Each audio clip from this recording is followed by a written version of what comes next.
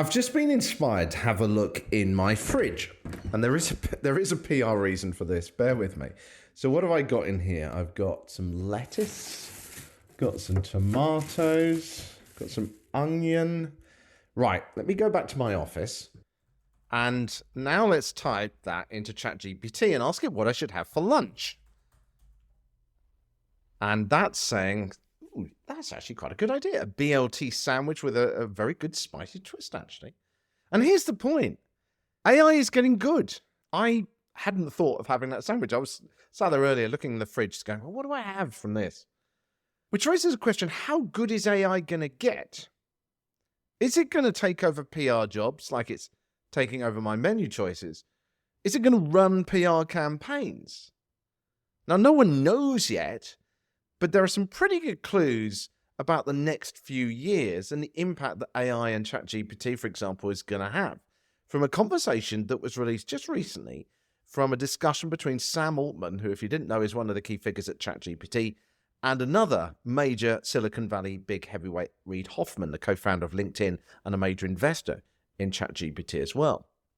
Now, if we put our cynical heads on when listening to that podcast, it's pretty obvious that both of those people have strong interest in trying to say the right thing, both because they've got a lot of money invested in this, but also a lot of reputation too tied up. So they're very keen on putting across a good sheen on what they're talking about. But the interview is revealing when you do start to read between the lines.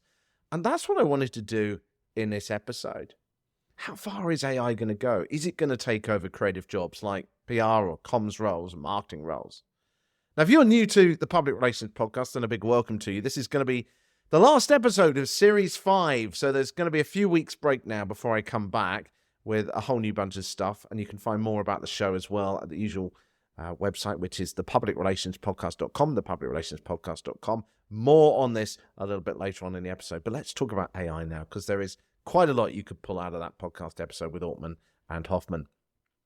Perhaps the most revealing thing from that chat was whether AI is going to be capable of being creative. In other words, what communications professionals are doing now. And the answer is, it's not going to be that good at being creative because it's the hardest challenge of all for AI to do.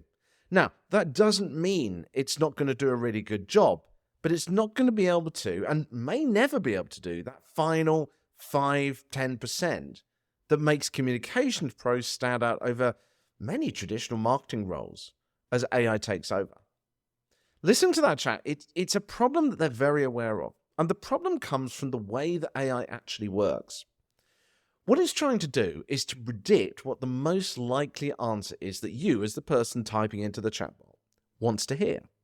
And to do that, it needs to look at different indicators to work out what the right answer is. In a really crude way, let's say 99% of the sources that it checks say that you should do something one way, and 1% of the sources says you should do it another way. It's going to pick the answer it thinks is the most accurate, the one that is most backed up. In other words, the most popular way, which is also the most conventional way, the most repeated way, the way that's been done so many times in the past. Another way to think about it is like predictive text on your mobile phone. It picks the word it thinks you are most likely to mean, not the most creative one, but the one it thinks is most likely to be correct. Now, this is great if you're trying to type in your phone and your thumbs are getting the wrong letters as usual, or, for example, if you want to write creative code or get the answer to a straightforward question. If you've listened to this show for a while, you'll know that I'm a hobby computer coder, and I have been for many, many years. So I asked ChatGPT to write a plugin for the WordPress platform the other day. And despite a few bumps, it worked. And it wrote probably 99% of it perfectly in a few minutes. I had to make a couple of tiny tweaks, but it was very, very good. So it's good at doing something that is fairly clear-cut, where creativity isn't the goal, but a clear result. The problem is, when you want it to come up with something truly innovative or something creative, it struggles. You can't do that by coming up with an answer that most people did a few years ago. So to get it to be creative, you actually have to ask it to ignore the very principles on which it's based on. This one of looking for confirmation of what it's going to say to you is correct. Now, the problem is when you start to do that, you start to tell it to ignore the evidence of what is probably the correct answer. It starts to come up with potentially almost anything, which isn't very useful if you're trying to come up with something that is creative based on a specific set of things, but still has a truly original element to it. And also, you're going to be wanting something that is relevant to today, to this year, in the case of when I'm recording this, in, what is it, the 5th of June 2023, not to something that is based on evidence of things that have been done in the past. So to do that, you're going to need to ask the right question to it. Remember, we've been talking about the role of AI whisperers or prompters. No one seems to have decided what name they're going to be called yet, but people who are really good at getting AI to do exactly what you want it to do by writing the prompts in particular ways. They gave a great example in the podcast where they said, for example, that if you enter this question, is the moon made of cheese? ChatGPT is going to say, no, it's not. But if you ask it to write a story about a mouse visiting the moon and finding it's made of blue cheese, it's very happy to write that because it's assuming based on that prompt, based on the question that you asked, that we want the moon to be made of cheese in the context of what we're saying. It's fictional. So can you apply the same techniques to make GPT or AI come up with a truly innovative campaign based on current trends this month? Well, in terms of currency, it's going to be a bit of a struggle. The reality is that the information it is going to be using is going to be skewed towards past events. You could, in theory, tell it to base its assessment based on something that happened this week, but the majority of indicators, again, it's going to start pulling it towards the past. And how to frame the way it gives its answer to you is going to be geared by what it's seen in the past. Now, as we know in communication, society is constantly changing, and so are attitudes and approaches. And this is the problem when we're looking for a creative campaign that is going to work now, today. So as Allman and Hoffman are saying in this podcast, is that, I can't help but agree with this, is that AI is going to be able to do even as much as 90% really well, but that final 10% is going to be a struggle because AI is simply not programmed that way. It just doesn't work that way. You know, one of the things that I think also you're going to see, you've seen these conversations going on in the AI world as well, is that yes, AI will be able to do a lot of things in a human empathetic way, but in a world where you don't know whether you're talking to a bot anymore, people are probably going to be searching for real human connection more to get that feeling that we all crave. There's plenty of evidence and research out there of the way that we respond to AI and indeed to customer service people when they're sticking to a script. The moment that we feel that we're not getting human connection, we get frustrated and annoyed. It's so ingrained in us from millions of years of programming. So that element of like going along to events, doing conferences, doing meetups, meeting journalists, meeting content creators, talking to people, is still going to need a little bit of that human element to be able to do that, to gain the real trust of people, because people treat AI and bots and highly scripted people very, very differently. There was another interesting point that came across though in this chat, and that was whether you could even get an accurate answer in something like a creative industry. So Hoffman and Altman in the podcast agreed that there are going to be controls that are going to be needed over politically sensitive material. And that means that ChatGPT will not give 100% accurate answers based on its core programming. The answers are going to be skewed. So the examples that they gave here was, for example, with COVID, they said in the podcast. A lot of people were saying on social media at the beginning that the virus had come from China, and some social media companies blocked these comments saying that they were unsuitable.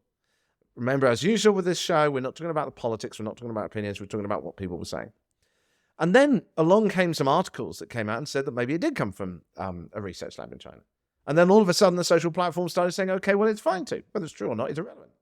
Another example they gave was about the Holocaust in the 1940s, or the fact that the Earth is not flat.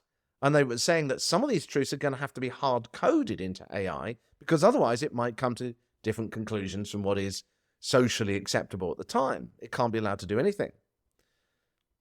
Now, the point we know in the communications game, as I just said, is that people don't always have the, in quotes, right view of events. And in comms, we have to work with the reality of what people think, not what we would like them to think. So I tried this out, actually, as an example with Princess Diana and the influence of her death some time ago. And it rejected the question that I asked it, saying that it was a sensitive issue. But what if the context of that information could influence something else or some other campaign that I was asking about? If AI can't give me its full assessment, how much can that be trusted? How much is it going to be skewed by hard-coded events? I mean, one element here to remember is that ChatGPT isn't the only AI out there. There are a lot of them. There are a lot of open source platforms being developed. There's a lot of rival systems too. So when you've got something as public as ChatGPT, as OpenAI, it's probably going to have a lot more controls than a private system that your company or organization can buy into to get a much more accurate effect. So the next question then is, well, how is this all going to impact communications professionals? We can see that AI is not going to be 100% effective, but it is going to be good. But what this shows is that top 5, 10% is going to be where having a specific insight into an industry, into a particular sector, where you can add that information AI can't do, is going to become more and more important. When I was at the event at Mumbrella the other day in Sydney, Australia, and I was chatting away to people there, it was interesting that quite a few people were saying that becoming more industry focused is going to be a vital skill for the future of communications professionals, so that you can add the extra 10% the AI can't do.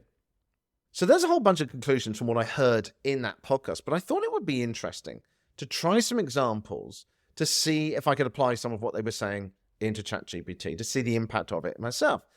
And I thought it would probably be easier if I just write some advertising copy here, because it's much simpler and shorter, and there's plenty of information for the AI to actually go off, rather than trying to develop some big campaign and get it to work in different ways. So I said to it, could you write a Facebook ad that would encourage people to sign up to a membership community about public relations, which is something I've been looking into. So I said to it, I want the wording to be based on scientific research into what makes people react, and I want you to share the sources of that research and why you think this particular advert would work. And this is what it came up with, and I quote the following. It says, prepare yourself, unlock the secrets of PR mastery. There was a spaceship emoji for some reason, and a key, like a key that you put in a door emoji as well, not quite sure why. And then it said, join our exclusive membership community and transform your public relations skills today. Why wait to become a PR expert? A thriving community is backed by cutting-edge scientific research, and on and on and on. It's pretty cheesy, isn't it? But it did give me the reason for writing it that way. It reckoned this was the correct way of doing it because of various sources it called on and it used as reference. It talked about a book, I think it was called Influencers Social Proof from 2001. So yeah, that book was 22 years ago, that it told me that the importance of highlighting the membership community aspect of the program is a good way of encouraging people, that it was tapping into the power of social proof as well, as people are more likely to join when they know others are involved. And it gave me a link to the source of that reference as well, another book called The Power of Urgency and Scarcity from 1975, 40-odd years ago.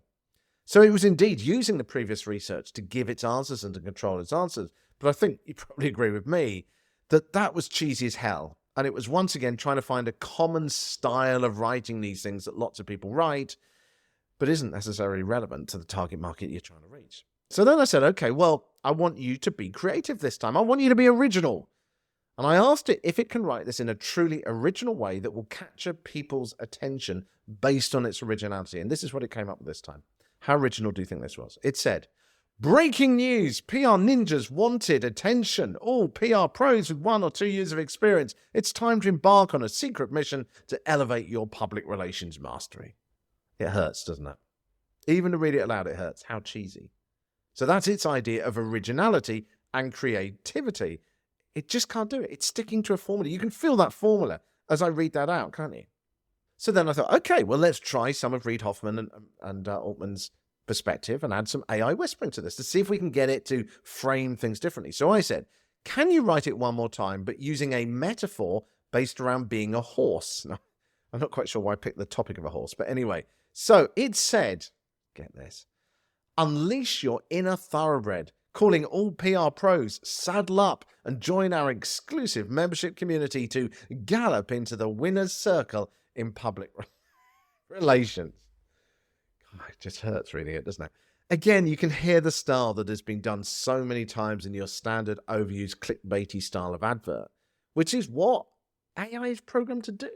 It's looking for that common theme. You know, there's nothing original, creative, or nuanced about this at all. I even told it that it was targeted at public relations professionals, adults, intelligent people, and it still came up with those cheesy answers. I think the point is you're not out of a job yet. Well, it probably depends. If your job is 90% of the factual grinding work of PR that AI can do, then yes, there is a real threat, and it's going to be time to upskill.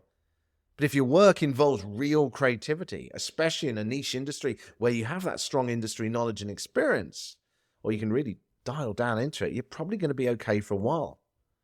I mean, yes, you're going to have to become an AI whisperer to survive in order to use AI efficiently in your job, but the human side of it is going to remain. And listening to Altman and to Hoffman, you can hear that this is the problem with AI and the way it's programmed. It's just not that great at getting that final 5% of real humanity and creativity into its answers. You have been listening to the Public Relations Podcast, and this is going to be the last episode of Series 5. Lots going on right now, and I need a few weeks break to try and catch up on my day job with this show and lots more. So I'm going to be back in a few weeks' time. If you're still waiting for replies from me for emails, LinkedIn, etc., once again, I apologize. I'm going to be catching up over this time as well and getting on top of things again. Then on my return, I'm going to be making a few more changes as well based on your feedback, and I hope to make this show even more valuable to you and useful with lots more interviews as well, lots more analysis and lots more ideas. I need to try and make this show just more practical so that you can use it on the spot. Or at least that's my assessment. If I'm wrong, let me know. I would love to know. You can always reach out to me on LinkedIn. It is Richard Midson, Midson, Midson. For the next few weeks, I hope you have an absolutely amazing time and your campaigns go really, really well. Let me know, by the way, once you've been doing them. I would love to get you on the show so you can talk about them too once I come back. But as Arnold Schwarzenegger said, I'll be back. Did I really just say that?